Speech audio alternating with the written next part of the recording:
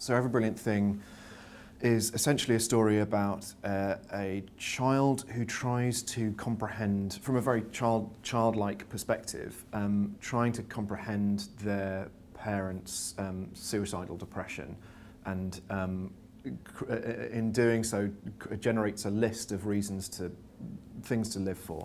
The list began after her first attempt. A list of everything brilliant about the world. Everything worth living for. Number 1. Ice cream. Number 2. Water fights.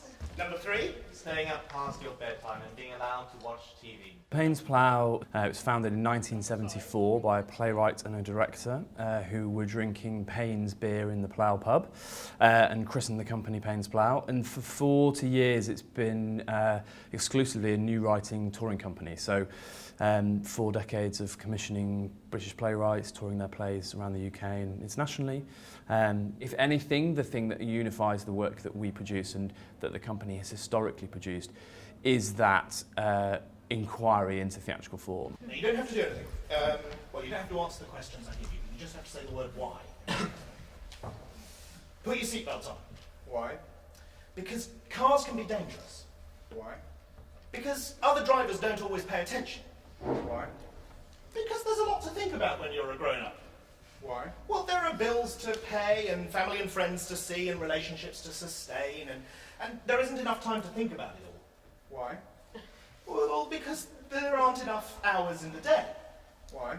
Because there are only 24 hours in a day. Why? Suicide is a social contagion that is particularly contagious, and so there's a huge responsibility. So one of our big guiding principles, and as we were devising this show, was how do we responsibly make a show about suicide which doesn't ignore the complex realities but also doesn't make people want to kill themselves. And that was one of the big impulses as well behind wanting to make it a comedy. If you get through your entire life without ever once feeling crushingly depressed, then you probably haven't been paying attention. When it comes to a point that we want to commission a writer, I think the 2 gestures we make are, one, that writer should write whatever he or she wants to write and is excited by or angered by or passionate about, and 2, that we will commit to putting it on. So we don't produce more plays, we don't commission more plays than we produce everything we commission.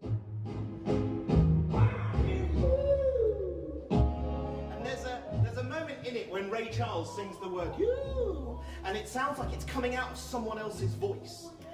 We all used to just crowd around the piano and howl it like wolves. One of the things we decided early on was to cast Johnny Donahoe, who's a stand-up comedian we both really loved and who has an incredible talent, really rare talent, for making people feel very safe to make mistakes, for making people laugh. He's incredibly quick, and as I said, every performance is different because he improvises and he responds to whatever happens in the room. Children with depressed parents, they have a heightened reactivity to stress, because children with depressed parents, they are left to fend for themselves.